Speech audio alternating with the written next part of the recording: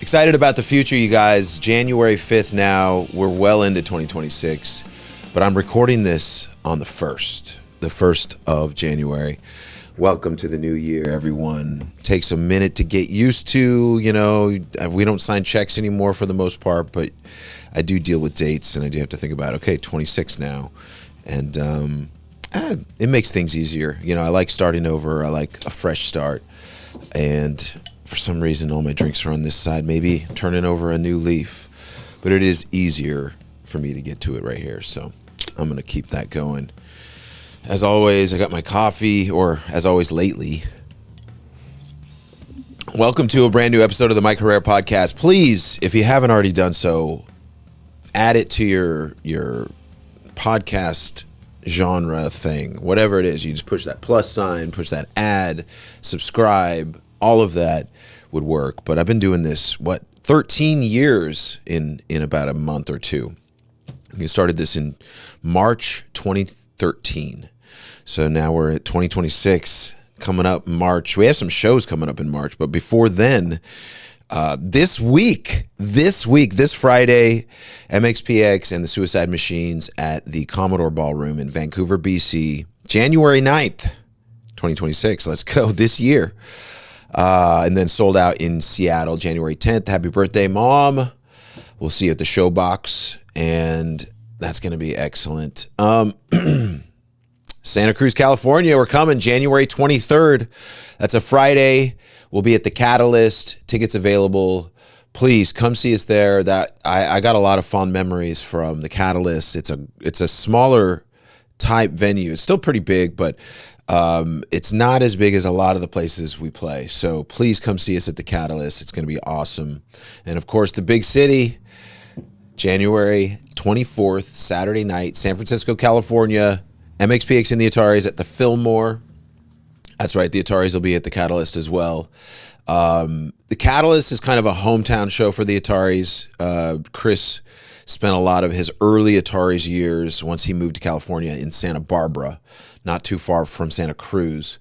So they played all over the place in their early days around there. And we did too. I mean, like I said, I got a lot of great memories from the Catalyst. But we'll see you at the Fillmore on that Saturday night. That show is going to go off. It is going to be one of the shows of the year, and I am excited for it. And then, like I was talking about, March, MxPx.com for all the links. You can see find all these shows. But Thursday, March 26th, 930 Club, Washington, D.C., home of where we recorded at the show. At least one of two shows we recorded there. So awesome place. Friday, March 27th, the Norfolk, Virginia. I was just there with Goldfinger. The venue is more beautiful than I remember. I think they've kept it up really well. They've upgraded. It's really nice. Norfolk, Virginia. All right. And then Saturday night, March 28th, the Fillmore, Charlotte, North Carolina. It has been a long time since we've been to Charlotte, so I don't even remember the last time. I think it was like Ziggy's or something like that, or Iggy's. Maybe that's Winston-Salem, North Carolina, or is that South Carolina? Hey, don't crucify me. I don't have a map in front of me. It's been a long time, but we're coming back on Saturday. And then Sunday, capping it all off, March 29th, Charleston Music Hall, Charleston, South Carolina, the place I first ever surfed. That's right. If it's warm enough in March, which it might not be, maybe I'll get out there, but the waves will probably be even bigger there, right? So, all right. Of course, in April, we have Saturday, April 11th, Mission Ballroom, Denver, Colorado, MxPx, Goldfinger, Zebrahead, and Homegrown. It's going to be one of the best shows of the year. Please get tickets. It's going fast, still selling every week. So don't wait, because I think that thing will go clean.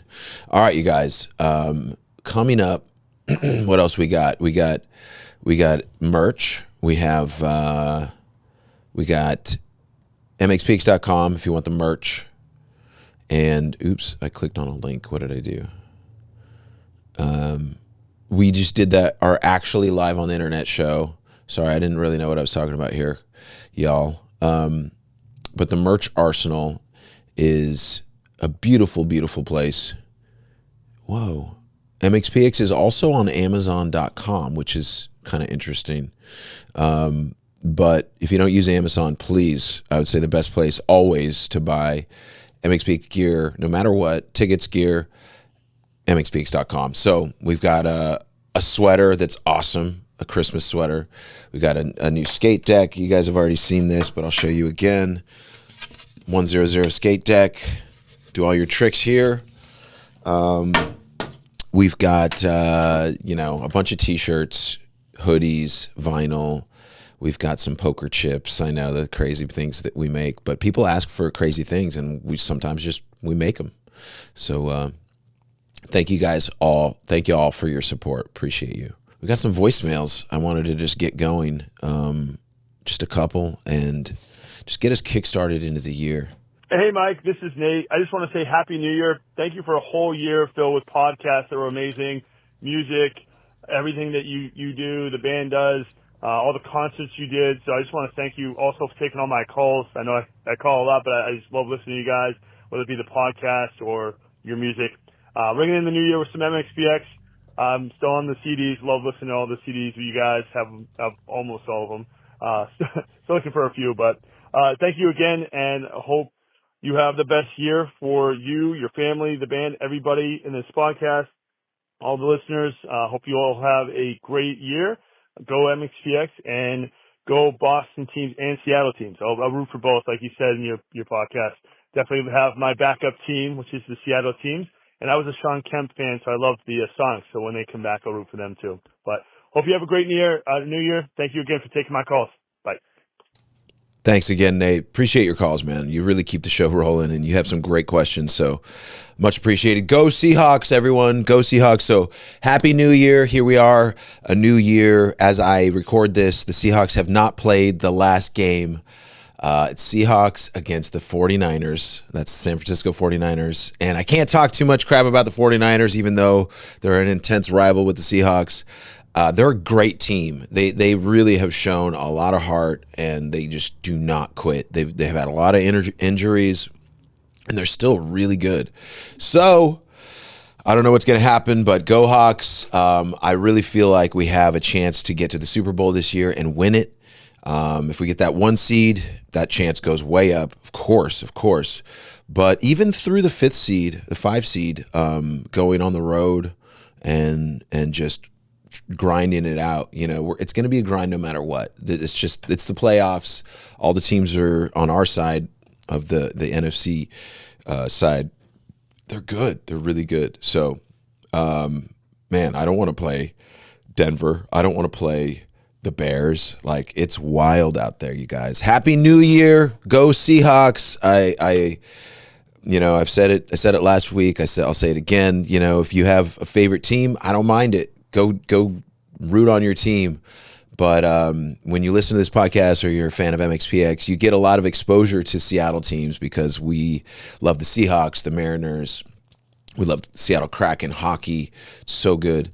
And even when our teams aren't winning, we're fans, and we got to root them on. So we appreciate the MxPx crew, especially Andy Alonso. Shout out Andy.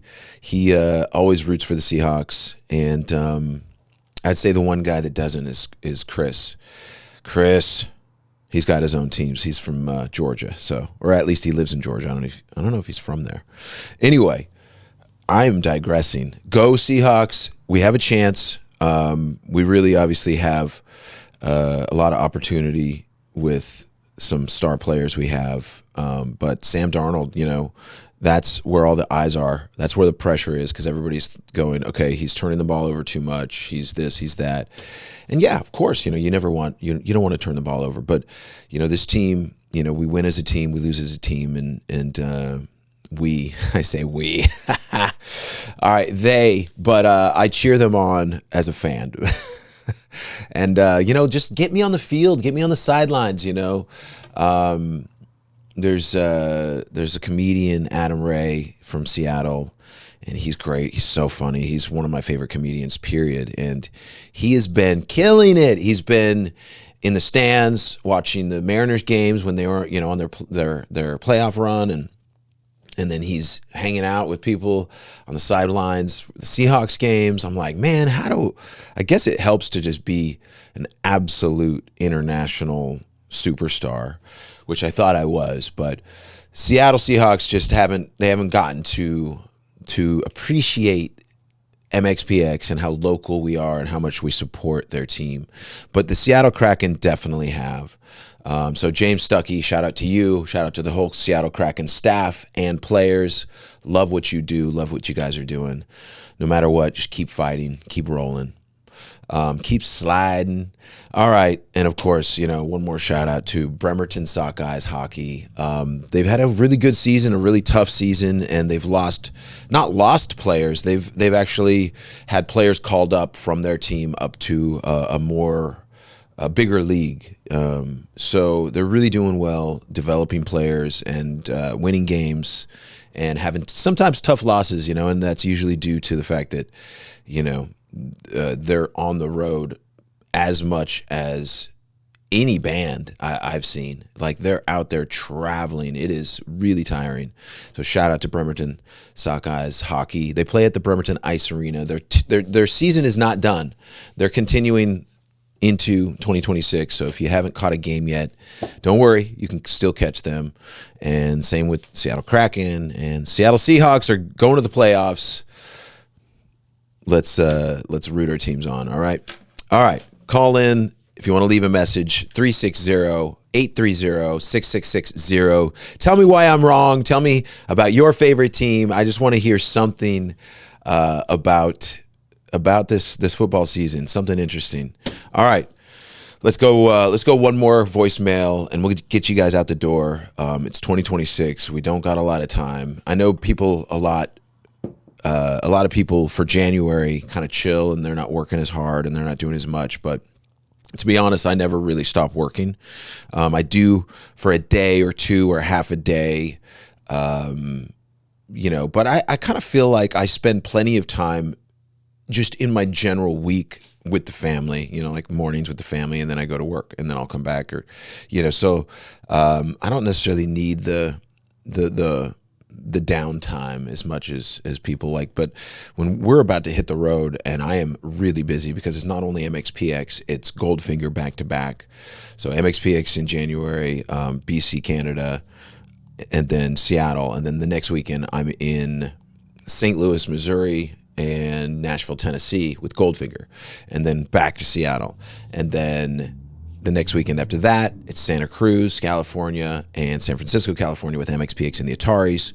And then after that, not long after that, I think I have 2 weeks in between, but it's in the middle of February. I'm with Goldfinger again, and that's going to be in Florida. Don't know the dates. It's mid-February.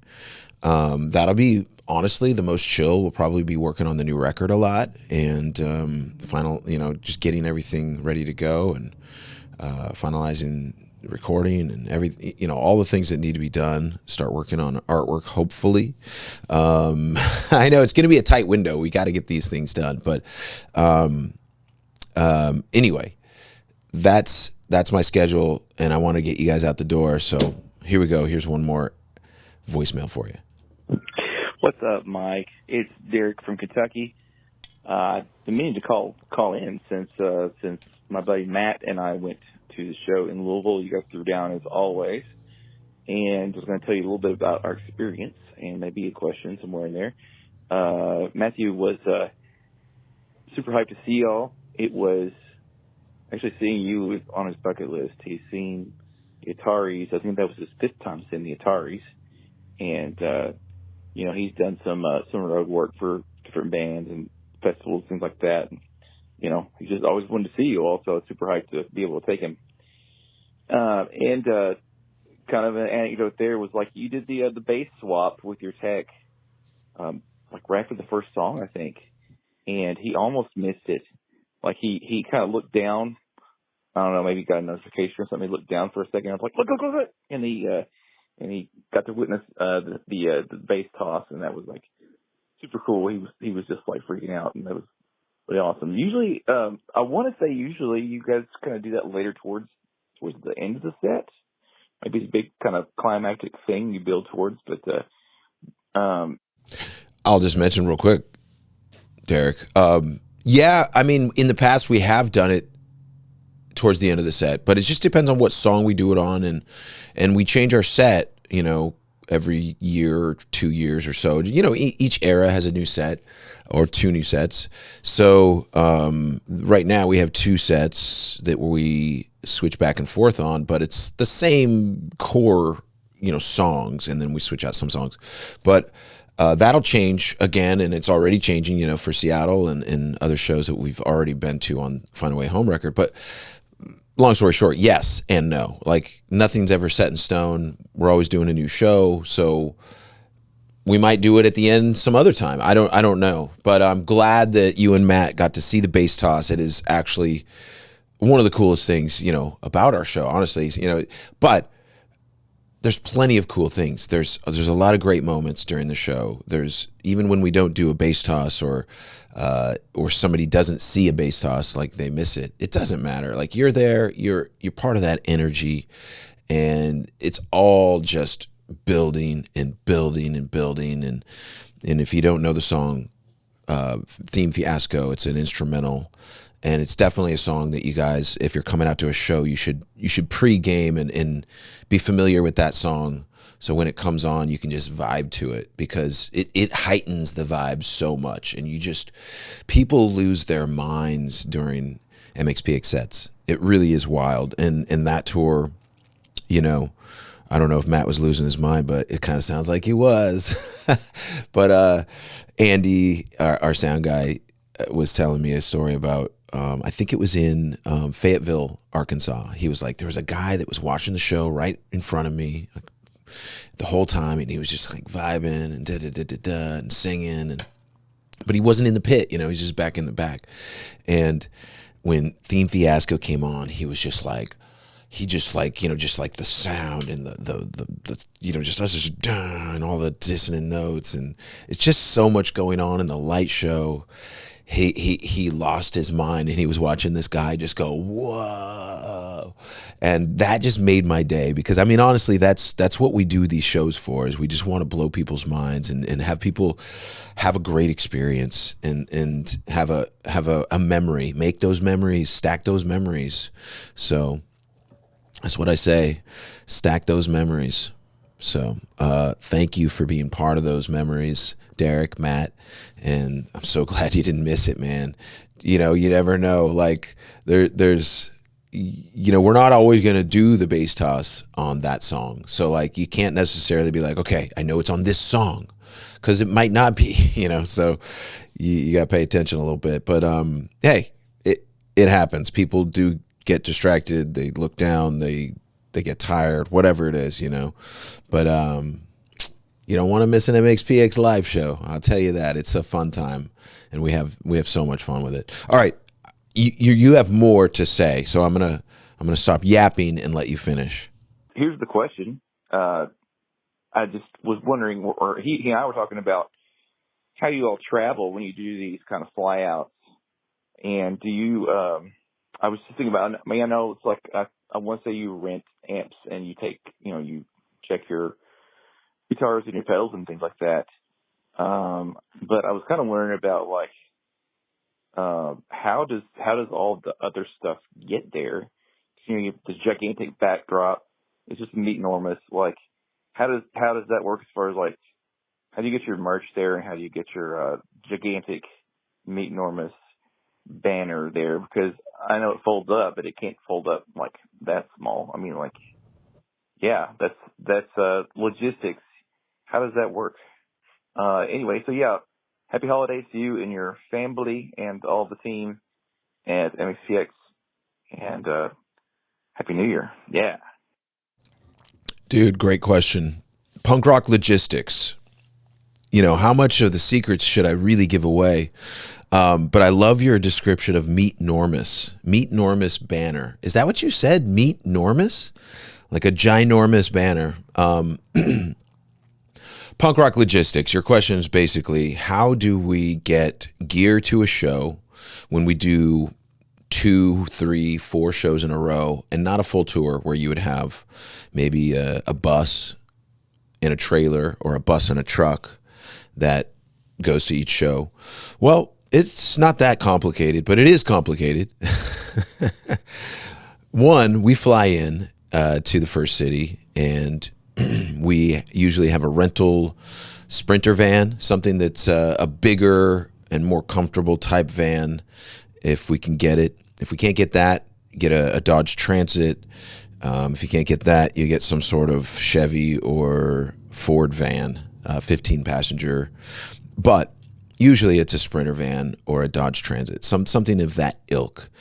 That can take you around from one city to the next, or maybe even just one. You just have it in town, because that happens a lot too. Like we go into Vegas for a festival, we'll just have a Sprinter van, the van gear. We put the gear in there, we put the band in there, we're good to go. But that's all fly out gear. That's not rental gear. That all comes on a truck separately. And that happens differently in different ways, but how we get our rental gear, meaning our cabinets, all the things that are big, lights, we have to rent all that stuff, and the band pays for all of that production. And the more stuff you have, the more it costs, and the harder it is to get there. So what we do is we find a rental house in the area, one of those cities. Let's take Bend and Boise, Oregon. Bend, Oregon, and Boise, Idaho.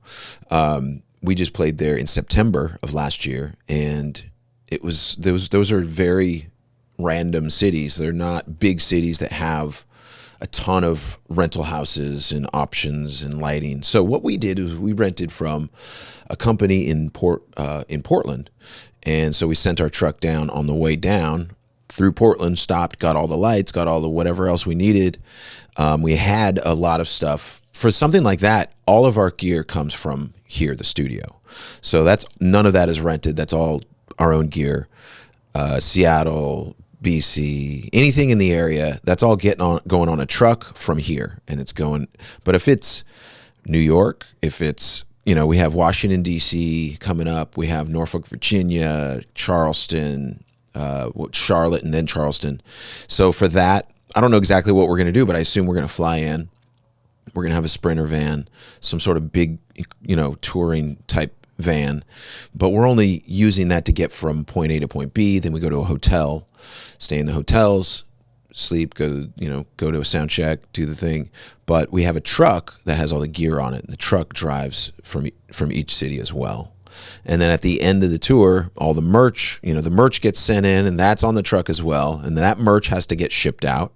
So we have a lot of friends, family, people we know, people that are part of the industry that we pay to do it. But a lot of times we'll just literally get favors and store merch at somebody's house or garage for like a couple weeks until we can send it to a different show. So we'll send our merch around to different shows, the leftovers anyway, and then we'll have to supplement. So there's a lot to think about, not just gear. There's merchandise and the amount of money it takes for each show to get the merch made, to get the, it's like, let's say like 20,000 here and there, 20,000 for merch, 15,000 for maybe less than that, maybe like 12,000 for gear and lights and all that. And then like, rentals and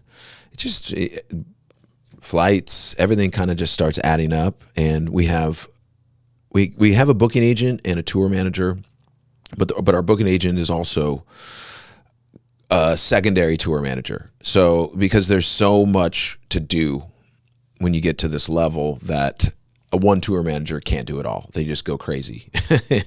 and it's a lot of behind the scenes stuff that bands don't even know about. So it's business stuff. It's dealing with promoters and the politics and the whole deal. So logistics do vary.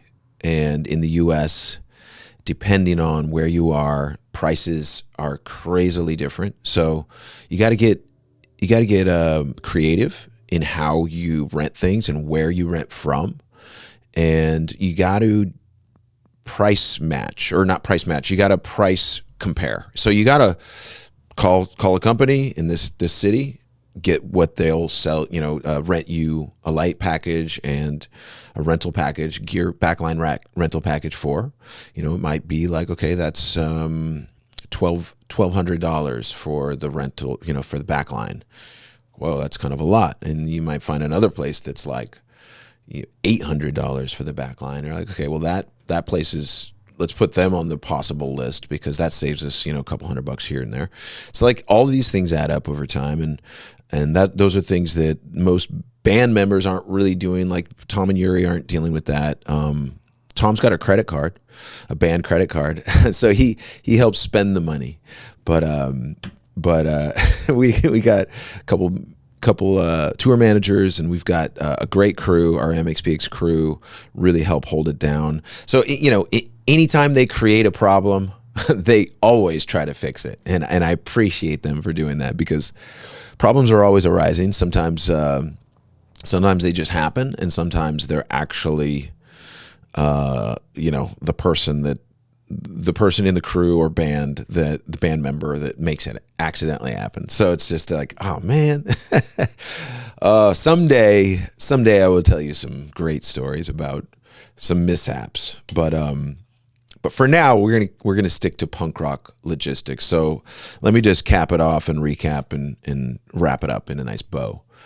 Punk rock logistics for MxPx right now in the U.S., for the most part, are we fly in, and how do we get our banner there? I didn't answer that question. The banner actually folds up small enough to where it fits in a big case that we fly with, and it weighs less than 50 pounds, so it's not oversized.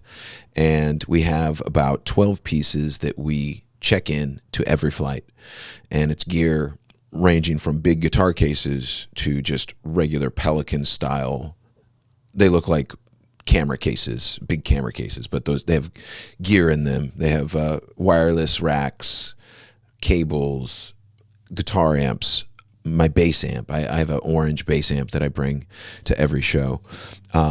So those are our logistics. We just fly out. We have a crew of, we have a crew of 6, and then a band. Maybe we have a crew of more than that, actually, now that I think about it. But let me wrap up punk rock logistics.